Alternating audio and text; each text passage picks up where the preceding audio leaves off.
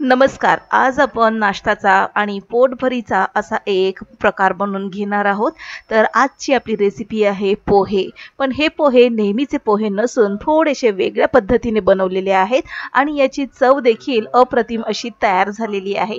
तर नेहमी तेच पोहे बनवून खायचा कंटाळा आला असेल तर या पद्धतीचे पोहे एकदा नक्की बनवून बघा. तुम्हाला नक्की आवडतील. तर चला जास्त वेळ न घालवता आजच्या व्हिडिओला सुरुवात करूया. तर पोहे बनवण्यासाठी इथे काही साहित्य घेतलेलं आहे. हे पोहे मी छान असे चाळणीने चाळून निवडून आणि स्वच्छ असे धुवून या चाळणीमध्ये निथळत ठेवलेले आहेत. म्हणजे पोहे छान असे भिजले जातात. जास्त न भिजता गिजगिज न होता मस्त सुटसुटीत आपल्याला हवे तसे पोहे हे भिजले जातात. आता आपण पुढील साहित्य पाहून घेणार आहोत. तर इथे एक मध्यम आकाराचा बारीक चिरलेला कांदा घेतलेला आहे.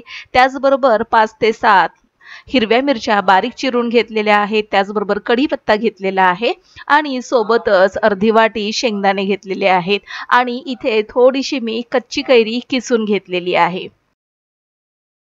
तर आजच्या पोह्यातलं सिक्रेट साहित्य आहे म्हणजे ती कच्ची किसलेली कैरी. तर याच कच्च्या किसलेल्या कैरीमुळे खूप अप्रतिम चवीचे असे पोहे बनून तयार होतात. तर आता फोडणीची तयारी करून घेऊया. गॅसवर कढईमध्ये 3 चमचे तेल घालून ठेवलेलं आहे. तेल छान गरम झालं की यामध्ये अर्धा चमचा मोहरी, अर्धा चमचा जिरं छान असं तडतडलं की मगच आपल्याला यामध्ये कच्चे शेंगदाणे घालून घ्यायचे आहेत आणि मस्तपैकी त्याला कुरकुरीत होईपर्यंत तळून घ्यायचं आहे. आता इथे तुम्हाला जर वाटत असेल की शेंगदाणे आपण आधी भाजून घ्यायला हवे होते तर तुम्ही तसे देखील करू शकता. पण इथे नेहमी मी अशा पद्धतीने शेंगदाणे घालते म्हणजे शेंगदाणे तेलामध्ये छान असे आतून कुरकुरीत होईपर्यंत तळले जातात. आता हे शेंगदाणे तळतच आहे तोपर्यंत आपण इतर साहित्य देखील घालून घेणार आहोत. 1.5 ते 2 मिनिटासाठी शेंगदाणे छान असे लो टू मीडियम आचेवरती मस्तपैकी तळून घेतलेले आहेत. शेंगदाण्याचा रंग बदललेला आहे. आता यामध्ये मी कांदा घालून घेतलेला आहे आणि आता यासोबतच आपल्याला हिरवी मिरची पण घालून घ्यायची आहे. तर कांदा आधी घातला किंवा हिरवी मिरची आधी घातली तरीही काही फरक पडत नाही. छान असं दोन्हीही परतून घेणार आहोत आणि लगेचच यामध्ये आपल्याला कढीपत्ता घालून घ्यायचा आहे. गरम तेलामध्ये जर तुम्ही कढीपत्ता घातला तर तो तेल अंगावर उडण्याची शक्यता असते. त्यामुळे कांदा बरोबरच कढीपत्ता जर तुम्ही घातला तर कढीपत्ता छान असा फ्राय होतो आणि सोबतच अंगावर तेल देखील उडत नाही. कांदा, मिरची, कढीपत्ता छान असं याला आपण 1 ते 2 मिनिटासाठी परतून घेणार आहोत. 1 ते 2 मिनिटासाठी कांदा छान परतून झालेला आहे आणि हलकासा रंग कांद्याचा बदलत चाललेला आहे. आता याच वेळेस आपण या फोडणीमध्येच हळद घालून घेणार. तर जवळपास अर्धा चमचा इतकी मी हळद घालून घेतलेली आहे. तर फोडणीमध्ये जर आपण हळद घालून घेतली तर पोह्यांना छान अशी सगळीकडे हळद छान लागली जाते. आता हे पुन्हा आपण व्यवस्थित परतून घेऊया. कांदा छान परतून तयार आहे. यामध्येच आता मी 2 चमचे बारीक किसून घेतलेली कैरी जी आहे कच्ची कैरी ती इथे घातलेली आहे आणि त्याला देखील या फोडणीमध्ये छान असं परतून घ्यायचं आहे. म्हणजे कैरीचा जो एक आंबटपणा असतो तो छान असा पोह्यामध्ये लागतो आणि इथेच खरी पोह्यांची चव बदलली जाते आणि मस्त खमंग असे चवीचे पोहे बनून तयार होतात.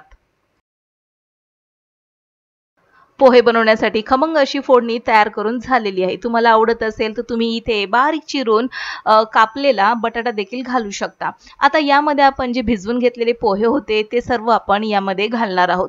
बऱ्याचदा असं ऐकण्यात येतं की पोहे हे जास्त कोरडे होतात किंवा ते खाताना घशामध्ये अडकले जातात. तर तसं होऊ नये यासाठी पोहे छान असे एकदा पाण्यामध्ये धुवून लगेचच चाळणीमध्ये काढून ठेवायचे आहे आणि 5 ते 6 मिनिटासाठी ते पोहे असेच ठेवून घ्यायचे आहेत आणि मगच आपल्याला हे पोहे बनवून घ्यायचे आहेत.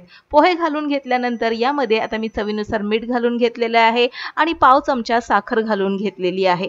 आता याला आपल्याला छान असं पुन्हा एकदा मिक्स करून घ्यायचे. पोह्यांची छान अशी चव बॅलन्स व्हावी यासाठी इथे मी पाव चमचा साखर घालून घेतलेली आहे. कारण की या पोह्यामध्ये मिरची आहे सोबतच कैरी देखील घातलेली. त्यामुळे पाव चमचा साखर नक्की एकदा घालून बघा आणि तयार होणाऱ्या पोह्यांची चव देखील तुम्ही एकदा टेस्ट करून बघा. तर आता पोहे छान असे आपण परतून घेतलेले आहेत. बऱ्याचदा आपण असं ऐकतो की पोहे खाताना घशामध्ये अडकले जातात, कोरडे असे बनून तयार होतात. तर तसं होऊ नये यासाठी आपल्याला पोहे छान असे परतून घ्यायचे आहेत आणि परतून झाल्यानंतर यावर झाकण ठेवून एक वाफ काढून घ्यायची आहे. 2 ते 3 मिनिटानंतर झाकण लगेचच काढून घ्यायचं आहे. जास्त वेळ झाकण ठेवायचं नाही. आणि यावर आता आपण बारीक चिरून घेतलेली भरपूर अशी कोथिंबीर घालून घेतलेली आहे. पुन्हा एकदा हे पोहे आपण मिक्स करून घेऊया. आणि आता हे तयार झालेले पोहे जे आहेत ते कुठेही घशात अडकत नाहीत, कोरडे असे बनून तयार होत नाही आणि मस्त खमंग असे चवीचे पोहे बनवून तयार झालेले आहेत. आता हे पोहे आपण सर्व करून घेणार आहोत. तर नेहमी त्याच चवीचे पोहे बनवून खाण्यापेक्षा यावेळेस अशा पद्धतीचे पोहे नक्की बनवून बघा, तुम्हाला नक्की आवडतील. मस्त पोहे सुटसुटीत तयार झालेले आहेत, ओलसर असे, घशात कुठेही अडकत नाहीत. यावर मी सजावट म्हणून वरतून थोडासा बारीक चिरलेला कांदा आणि थोडीशी कोथिंबीर घालून घेतलेली आहे. तुम्हाला आवडत असेल तर तुम्ही ओलं खोबरं किसून देखील घालू शकता. आजची रेसिपी आवडल्यास नक्कीच लाईक करा, शेअर करा, सबस्क्राईब करून बेल आयकॉन प्रेस करा. पुन्हा भेटूया नवीन एका इंटरेस्टिंग रेसिपी सहित. तोपर्यंत बाय.